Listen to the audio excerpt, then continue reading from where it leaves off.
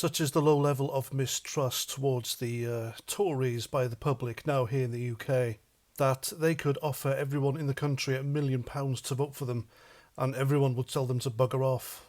Nobody believes them, nobody wants them, nobody trusts them, and it's all down to them. It's their own fault.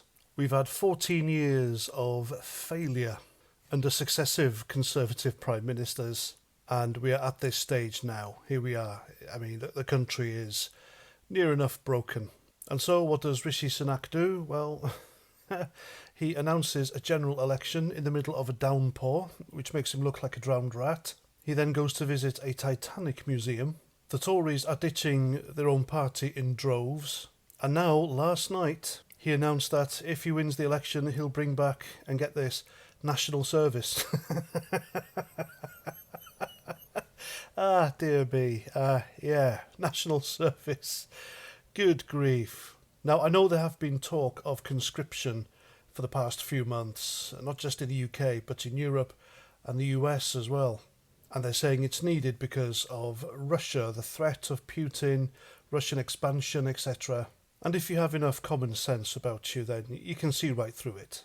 They're going to have to literally drag me out the house to serve in the British Army now, because I know what state it's in, and I know it's gone woke.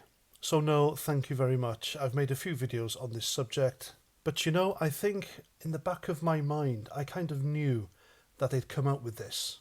And I think it's because Rishi Sunak knows he's going to lose. I doubt he'll last until the general election anyway. I think he's going to jump ship, but that's just my opinion. And I think he's done it to appeal to old Tory voters. And then when they do lose, inevitably they'll say, well, we proposed national service, but the public didn't vote us in. Now, I think it's a stupid idea. This isn't the 1950s. Men are different now. Kids these days, they're not scared of authority. They're not the types now to just stand there and get a telling off by a copper or do as a magistrate's court tells them. There are countless videos of kids fighting coppers everywhere. And more often than not, they'll just completely ignore court orders until the court can do anything about it and just let them off the hook. And this is all down to human rights, etc. And who's going to enforce this national service bollocks anyway? And that's what it is. It's nonsense. So what he said is it's going to be mandatory national service for young people, and it's for every 18-year-old basically. And they will be able to choose between a full-time placement over 12 months in the Army, Navy or Air Force, or 1 weekend per month for a year volunteering in their community. They're not going to do that, are they?